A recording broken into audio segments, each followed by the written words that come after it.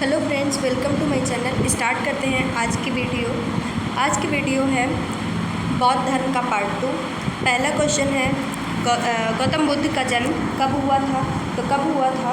563 ईसा पूर्व में। ठीक है, गौतम बुद्ध का जन्म कपिलवस्तु के निकट लुम्बिनी में 563 ईस्वी में हुआ था। इनके पिता शुद्धोधन जो कि साकेगढ़ के मुखिया थे। ठीक है, और माता माया देवी कोली गणराज्य की कन्या थी या कोली वंश की। ठीक है, 29 वर्ष की अवस्था में उन्होंने गृह त्याग दिया था बुद्ध ने। ठीक, और इनके गृह त्याग को महाभिनिष्क्रमण के नाम से महाभिनिष्क्रमण की संज्ञा दी जाती है। ठीक है, अगला क्वेश्चन कह रहा है बुद्ध के जीवन की किस घटना को महाभिनिष्क्रमण? तो अभी पढ़ा उनके गृह त्याग को। ठीक है, अगला क्वेश्चन कह रहा है गौतम बुद्ध की माँ किस वंश से संबंधित थी? तो इनकी माँ कोलीय वंश से संबंधित थी। अगला कह रहा है बुद्ध का जन्म कहाँ हुआ था? तो कहाँ हुआ था? लुम्बिनी में हुआ था। अगला क्वेश्चन कह रहा है निम्नलिखित में से कौन सा नाम बुद्ध का दूसरा नाम है? तो पार्थ है नहीं, मीर भी नहीं है, प्रच्छन्न भी नहीं है, गुड़ाकेश भी नहीं है। तो इनमें से कोई नहीं, आपका ऑप्शन करेक्ट हो जाएगा। इसकी व्याख्या देख लेते हैं। गौतम बुद्ध के बचपन का नाम सिद्धार्थ था। ठीक है, इन्हें शाक्यमुनि तथा तथागत आदि नामों से जाना जाता है। तो ये दोनों थे नहीं, ना सिद्धार्थ ऑप्शन में दिया था, ना शाक्यमुनि, ना तथागत। ठीक है, आदिगुरु शंकराचार्य को प्रच्छन्न बौद्ध। ठीक है, आदिगुरु शंकराचार्य का नाम है प्रच्छन्न बौद्ध। ठीक है, या छिपा हुआ बुद्ध मार्गी। ठीक है, अतः पार्थ प्रच्छन्न मिहिर गुड़ाकेश भगवान बुद्ध के अन्य नाम नहीं हैं। ठीक है, इस प्रकार अभीष्ट विकल्प ई सही हो जाएगा। नीचे दे रखा है किंतु छत्तीसगढ़ लोक सेवा आयोग ने प्रारंभिक एवं संशोधित दोनों ही उत्तर पत्रकों में इस प्रश्न का उत्तर बी ही जारी किया है। ठीक है, अगला क्वेश्चन कह रहा है निम्नलिखित में से किस राजवंश के अभिलेख से इस परंपरा का समर्थन होता है कि लुम्बिनी शाक्यमुनि बुद्ध का जन्म स्थान था? तो किसके? मौर्य। ठीक है, व्याख्या पढ़ लेते हैं। मौर्य वंशी शासक अशोक के रुमिनदेई अभिलेख से सूचना मिलती है कि शाक्यमुनि बुद्ध का जन्म लुम्बिनी में हुआ था। इस अभिलेख के अनुसार अशोक राज्याभिषेक के 20 वर्ष बाद यहाँ आया और उसने उस स्थान की पूजा की जहाँ शाक्यमुनि बुद्ध का जन्म हुआ था। ठीक है, साथ ही इस अभिलेख में लुम्बिनी के बुद्ध का जन्म स्थल होने के कारण कर छूट प्रदान करने की घोषणा का भी उल्लेख है। ठीक है, आगे देख लेते हैं। अगला क्वेश्चन कह रहा है निम्नलिखित में से कौन एक अशोक का अभिलेख इस परंपरा की पुष्टि करता है कि गौतम बुद्ध का जन्म लुम्बिनी में हुआ? तो वही पूछ दिया, रुमिनदेई स्तंभ लेख। ठीक है, अगला क्वेश्चन में दे रखा है निम्नलिखित में से किस राजा के एक अभिलेख से सूचना मिलती है कि शाक्यमुनि? वही क्वेश्चन रिपीट हो रहा है, तो अशोक। ठीक है, अगला क्वेश्चन देख लेते हैं। क्वेश्चन छूट गया कोई, ये क्वेश्चन छूट गया था। क्वेश्चन है महात्मा बुद्ध का महापरिनिर्वाण हुआ कहाँ हुआ? तो कहाँ हुआ? लुम्बिनी में तो हुआ नहीं था। ठीक है, और बोध गया में ज्ञान की प्राप्ति हुई थी। ठीक है, तो और ऑप्शन देख लेते हैं। ऑप्शन दे रखा है कुशीनगर। ठीक है, तो कुशीनगर में जो है गौतम बुद्ध का महापरिनिर्वाण हुआ था। ठीक है, व्याख्या बौद्ध धर्म का प्रचार करते हुए गौतम बुद्ध मल्लू की राजधानी पावा पहुँचे, जहाँ वे चुंद नामक लुहार की आम्रवाटिका में ठहरे। उसने बुद्ध को सूकर मद्दव खाने को दिया। ठीक है, इससे उन्हें रक्तातिसार हो गया और भयानक पीड़ा उत्पन्न हुई। इस वेदना के बाद भी वे कुशीनारा मल्ल गणराज्य की राजधानी थी। ठीक है, कुशीनारा या कुशीनगर। यहीं 483 ईसा पूर्व में 80 वर्ष की अवस्था में उन्होंने शरीर त्याग दिया। बौद्ध ग्रंथों में इसे महापरिनिर्वाण कहा जाता है।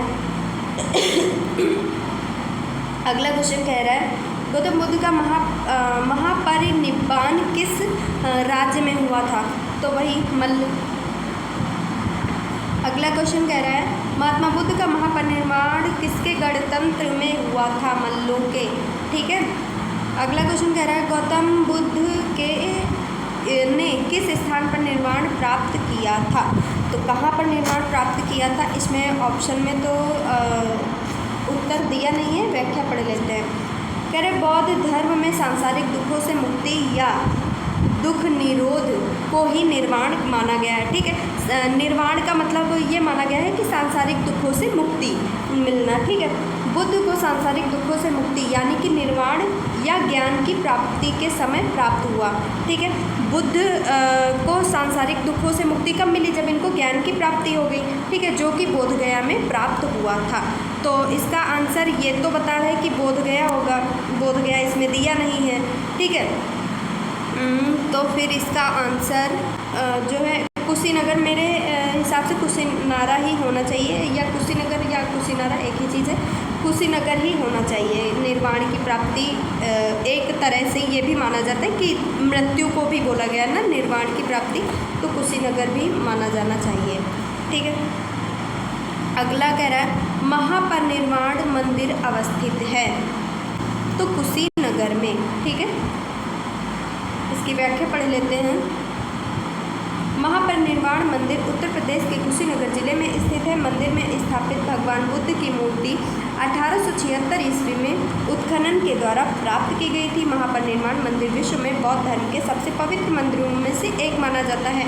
ठीक है, अगला क्वेश्चन कह रहे हैं निम्नलिखित राज्यों में किनका संबंध बुद्ध के जीवन से था? तो किसका? अवंती का नहीं था, गांधार का नहीं था, कौशल और मगध का था। ठीक है, कौशल और मगध का था। देख लेते हैं आंसर। हाँ, ऑप्शन सी आपका करेक्ट है। सी में 3 और 4 दिया है, 3 और 4। ठीक है, क्योंकि ये कौशल और मगध में जो है बुद्ध भ्रमण करने गए थे। इसकी व्याख्या पढ़ लेते हैं। विकल्प में दिए गए महाजनपदों में कौशल एवं मगध महाजनपदों का संबंध बुद्ध के जीवन से था।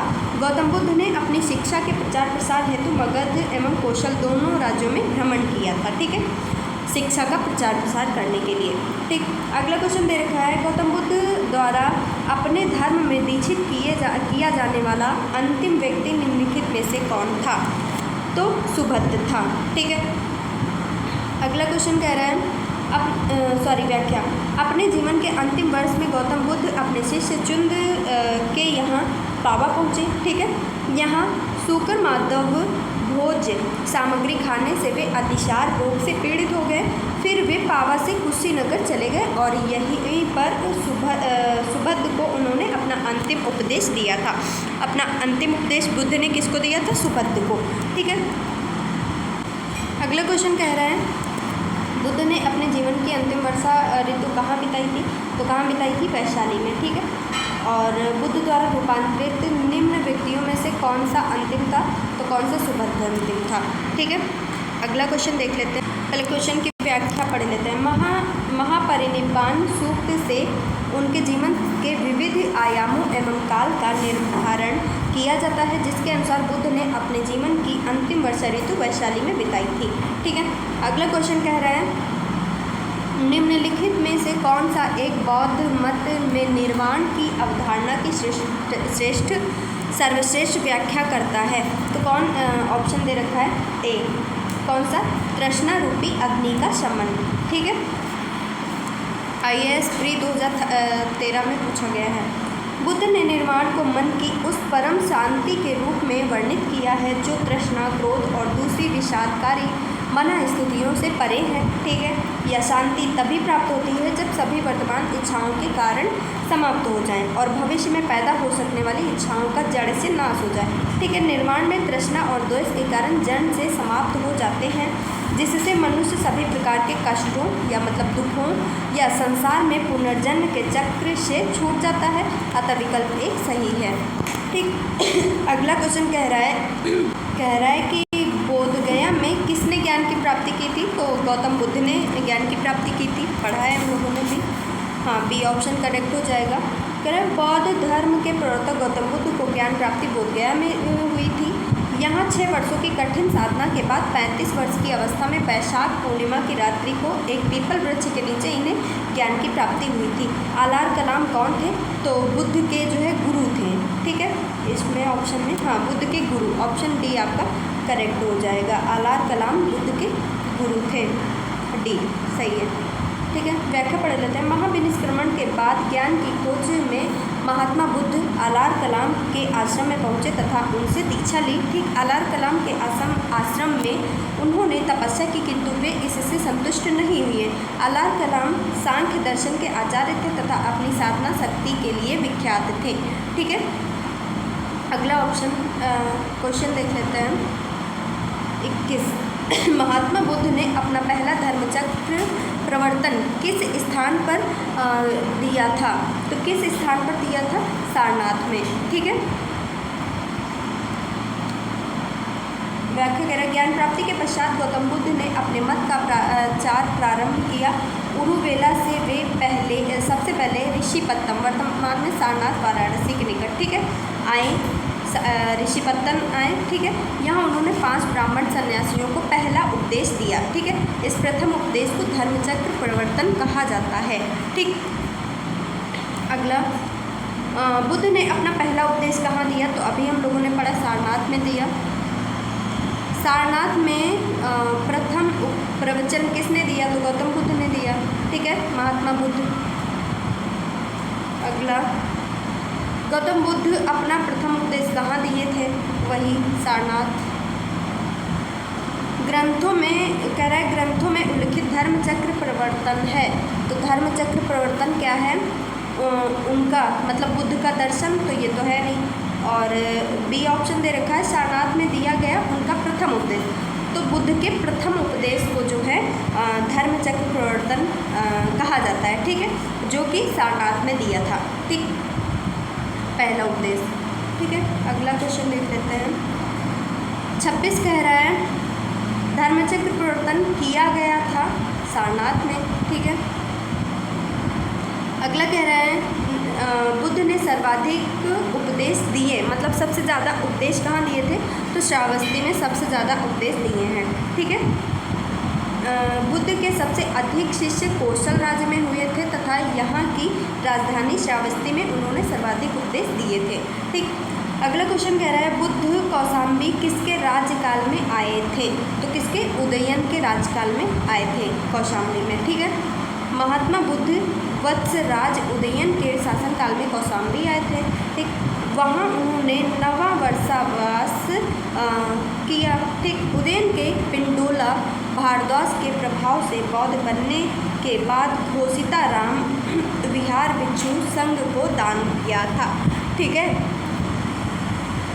अगला क्वेश्चन कह रहा है, बुद्ध की मृत्यु के पश्चात प्रथम बौद्ध संगीति की अध्यक्षता की थी? तो महाकश्यप द्वारा की गई थी। ठीक है, और प्रथम बौद्ध संगीति हुई कहाँ थी? ये हमने आपको जो है ट्रिक बताई थी, उससे याद होगा शायद आपको।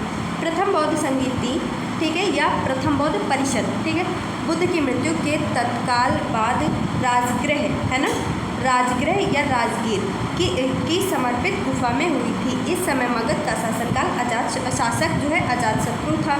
इस संगीति की अध्यक्ष कौन थे? महाकश्यप थे। ठीक है, तथा इसमें बुद्ध के प्रमुख शिष्य आनंद और उपाली भी उपस्थित थे।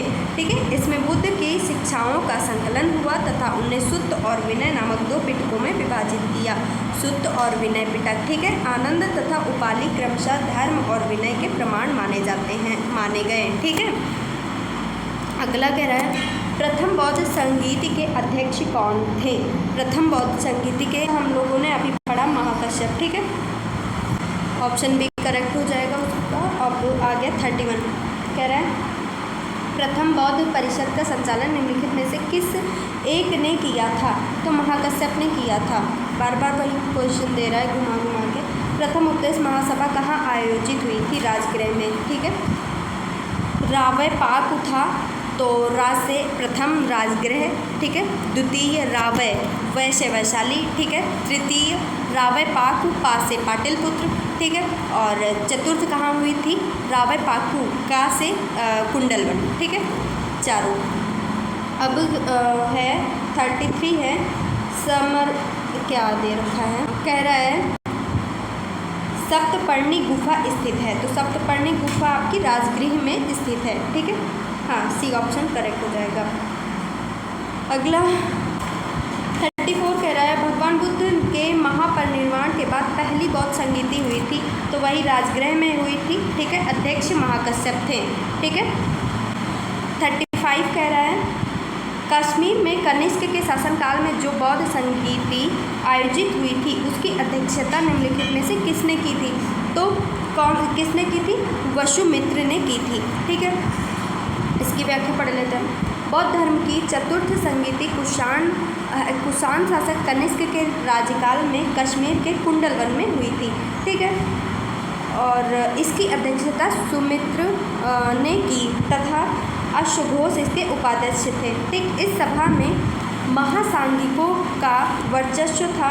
यहाँ बौद्ध ग्रंथों के कठिन अंशों पर सम्यक विचार किया गया तथा प्रत्येक पिटक पर भाष्य लिखकर उन्हें विभाषा शास्त्र नामक टीकाओं में संकलित कर दिया गया। इसी समय बौद्ध धर्म हीनयान एवं महायान नामक दो स्पष्ट संप्रदायों में जो है विभक्त हो गया था। ठीक है, अगला कह रहे हैं बौद्ध धर्म की महायान शाखा औपचारिक रूप से किसके शासनकाल में प्रकट हुई थी। तो किसके, कनिष्क के शासनकाल में। ठीक है, अगला क्विज कह रहा है कनिष्क के शासनकाल में बौद्ध सभा किस नगर में आयोजित की गई थी। तो किस कश्मीर में। ठीक है, अगला कह रहे हैं किस शासनकाल के में चतुर्थ बौद्ध संगीति का आयोजन कश्मीर में। तो वही क्वेश्चन बार बार घुमा के पूछ रहा है, कनिष्क हो जाएगा। चतुर्थ बौद्ध संगीति परिषद हुई थी तो कहाँ, कनिष्क के शासनकाल में हुई थी चतुर्थ। ठीक है, ए ऑप्शन आपका करेक्ट हो जाएगा।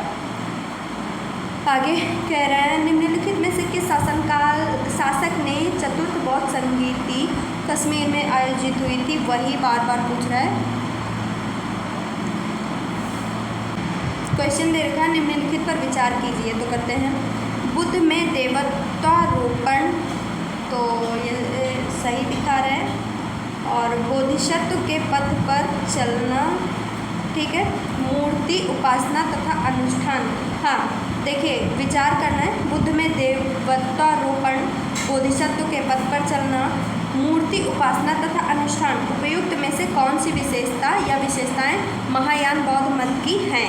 ठीक है, तो ये तीनों विशेषताएं हैं। ठीक है, 1 2 3 ऑप्शन देख लेते हैं। ऑप्शन डी आपका करेक्ट हो जाएगा। 1 2 3 तीनों करेक्ट दे रखा है। IAS प्री 2019 में पूछा भी गया है। महायान बौद्ध मत बुद्ध की लोकोत्तर सत्ता तथा देवत्व में विश्वास करता और बुद्ध ने अनेक अवतारों और रूपों में विश्वास करता है। साथ ही यह बुद्धत्व के मार्ग पर चलने वाले को बोधिसत्व कहता है, जो सभी मानवों की मुक्ति में सहायता करता है। बोधिसत्व के पथ पर चलना इस मत में अनुकरणीय कहा गया है। हिंदू धर्म के प्रभाव में बुद्ध में देवत्व के आरोपण के साथ ही अनुष्ठान और मूर्ति पूजा महायान की मुख्य पद्धति बन गई है। ठीक है, अतः तीनों कथन सत्य हैं। अगला क्वेश्चन कह रहा है हाँ निम्नलिखित 4 स्थानों में हुई बौद्ध संगीतियों का सही कालक्रम।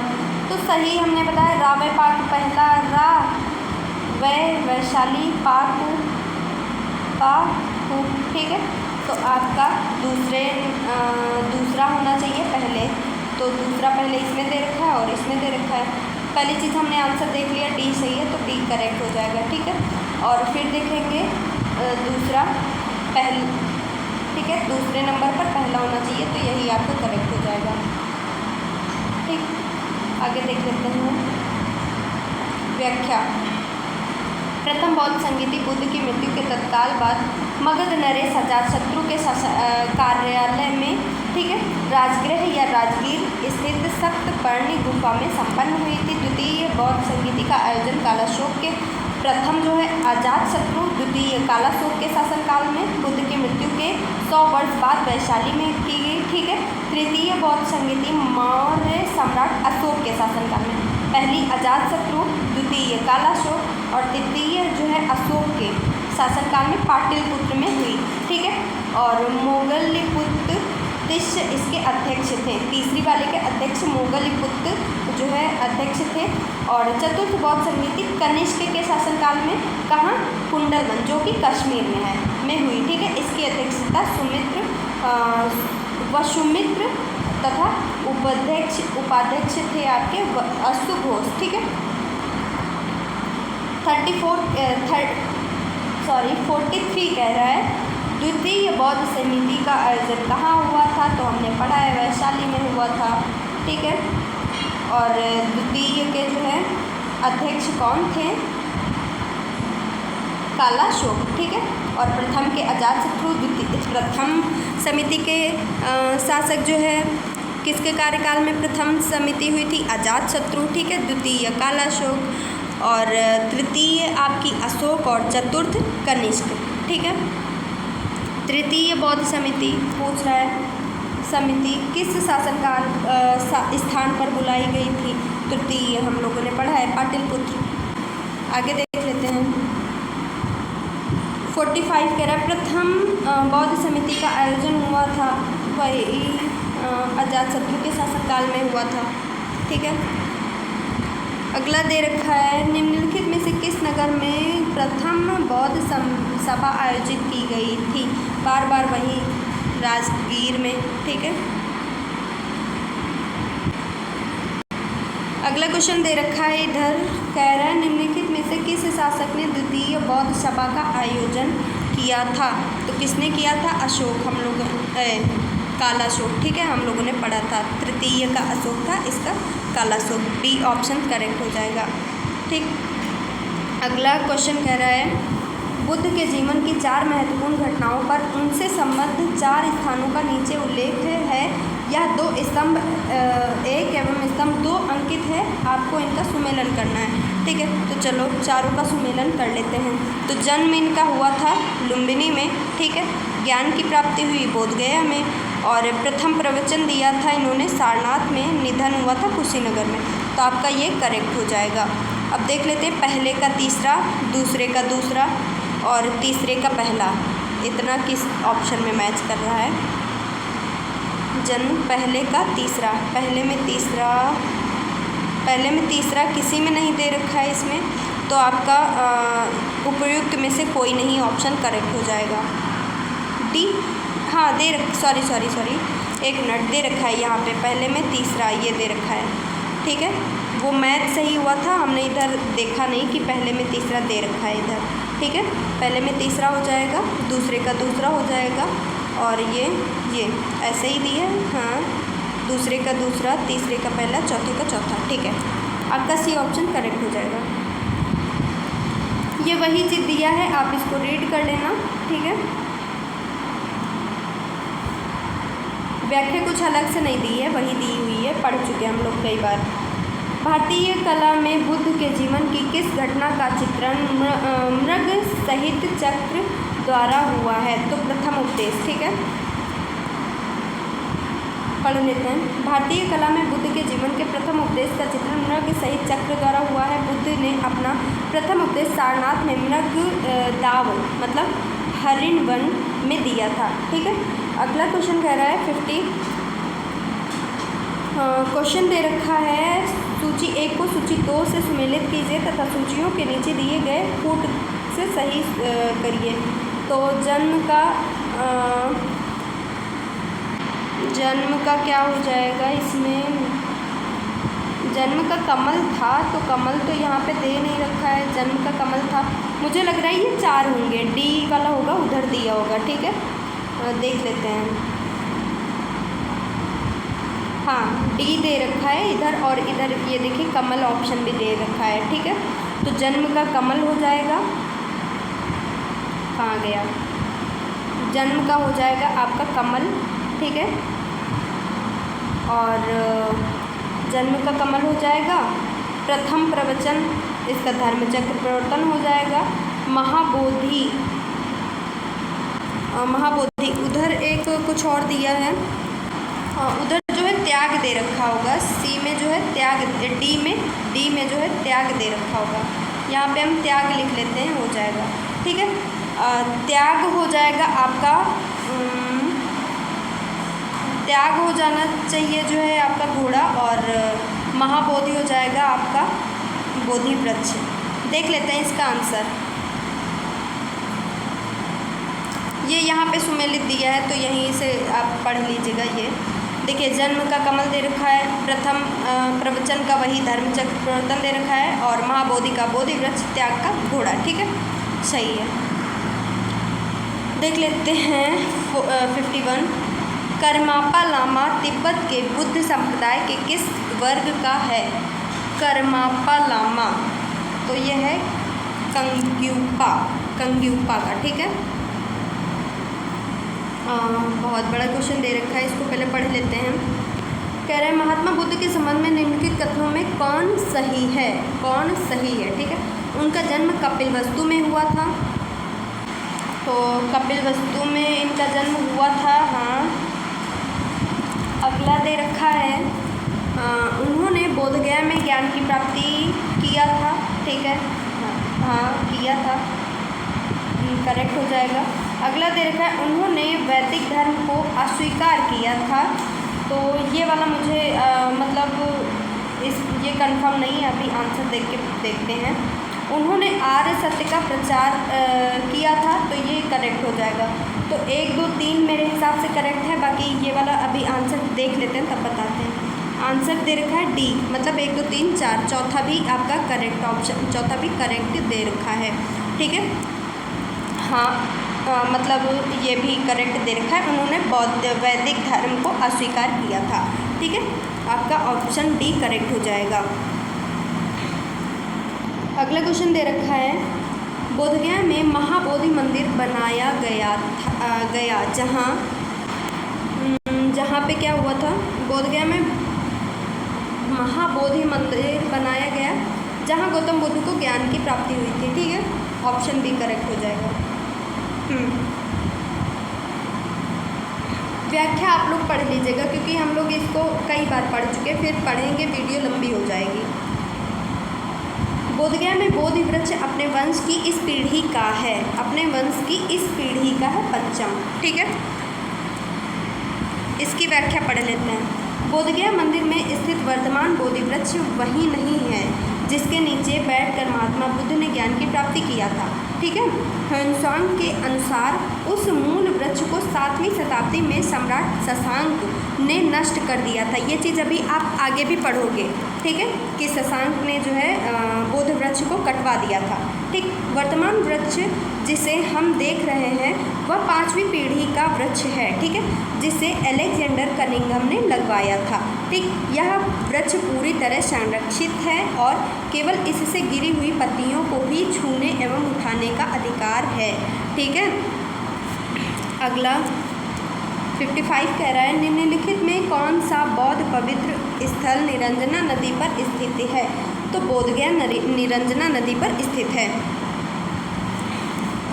अगला क्वेश्चन इसकी व्याख्या पढ़ लेते हैं। पवित्र बौद्ध स्थल बोधगया जहाँ गौतम बुद्ध को सर्वोत्तम ज्ञान की प्राप्ति हुई थी, यह निरंजना नदी पर है। ठीक है, आधुनिक फाल्गु या फल्गु नदी को ही पूर्व निरंजना के नाम से जाना जाता है। इस टाइम जिसे फाल्गु नाम से, उसे पहले जो है निरंजना नाम के से जाना जाता था। यह नदी 2 छोटी धाराओं में निरंजना एवं मोहन के मिलने के बाद बनती है। ठीक है, किसके? निरंजना और मोहन के मिलने के बाद बनती है।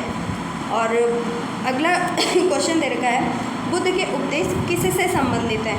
तो आचरण की शुद्धता व पवित्रता से संबंधित हैं। ठीक है, व्याख्या आप पढ़ लीजिएगा इसकी। ठीक, अगला क्वेश्चन दे रखा है निम्नलिखित में से कौन बुद्ध के जीवन काल में ही संघ प्रमुख होना चाहता था? तो कौन होना चाहता था? देवदत्त। ठीक है, दे रखा है देवदत्त बुद्ध का चचेरा भाई था। वह पहले उनका अनुगत बना और फिर उनका विरोधी बन गया। वह बुद्ध संघ से बुद्ध को हटाकर स्वयं संघ का प्रधान बनना चाहता था, किंतु उसे इसमें सफलता नहीं मिली। ठीक, वस्तुतः देवदत्त उसी दिन से संघ का प्रधान बनने की सोचने लगा जब वह पहले भिक्षु बना था। ठीक है, अगला क्वेश्चन गौतम बुद्ध ने अपनी मृत्यु के उपरांत बौद्ध संघ के नेतृत्व के लिए निम्न में से किसे नामित किया था? तो किसे नामित किया था? उपयुक्त में से कोई नहीं। इसकी व्याख्या पढ़ लेते हैं, किसे नामित किया था उसमें दे रखा होगा। कुशीनारा में मल्लों के सालवन में विश्राम के दौरान अपनी मृत्यु से पूर्व बुद्ध ने भिक्षुओं को निकट बुलाकर धर्मोपदेश दिया। आनंद, शायद तुम ऐसा सोचो कि हमारे शास्त्रा चले गए। अब हमारा शास्ता नहीं है आनंद, ऐसा मत समझना। मैंने जो धर्म और विनय किए हैं मेरे बाद, वे ही तुम्हारे शास्ता होंगे। इस प्रकार स्पष्ट है कि बुद्ध ने अपनी मृत्यु के उपरांत बौद्ध संघ के नेतृत्व के लिए किसी को नामित नहीं किया, ठीक है, बल्कि अपने उपदेश, धर्म एवं विनय को ही मार्गदर्शक बनाया था, ठीक है। अगला क्वेश्चन, अष्टांग मार्ग की संकल्पना अंग है तो कौन सा है? डी, धर्मचक्र प्रवर्तन सूत्र की विषय वस्तु का, ठीक है। व्याख्या इसकी आप लोग पढ़ लीजिएगा क्योंकि इसमें क्वेश्चन दे रखे हैं 131, तो हमें अभी सेकेंड वीडियो भी बनानी पड़ेगी इसकी, मतलब थर्ड, ठीक है। 60 ये पढ़ लेते हैं, फिर आज की वीडियो खत्म करते हैं। गौतम बुद्ध के बारे में निम्न में से क्या सत्य है? तो क्या सत्य है, इसका आंसर देख लेते हैं पहले।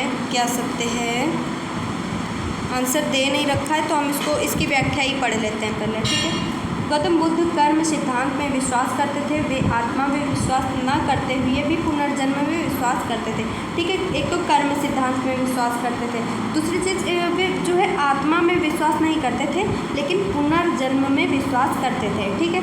बुद्ध के अनुसार चेतना मतलब कर्मफल का पुनर्जन्म है, ठीक है, होता है, ठीक। वे निर्वाण प्राप्ति में भी विश्वास करते थे किंतु ईश्वर की सत्ता में विश्वास नहीं करते थे, ठीक है। ईश्वर की सत्ता में विश्वास नहीं करते थे, ठीक। आज की वीडियो यहीं तक रखेंगे।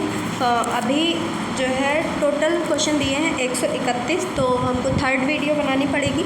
आज की वीडियो यहीं तक। वीडियो पसंद आए तो चैनल को लाइक करिएगा, मतलब चैनल को सब्सक्राइब करिएगा और वीडियो को लाइक कीजिएगा। आज की वीडियो यहीं तक। कल 5 बजे तक की जो है हमारी वीडियो आ जाएगी, थर्ड वीडियो देख लीजिएगा उसको भी।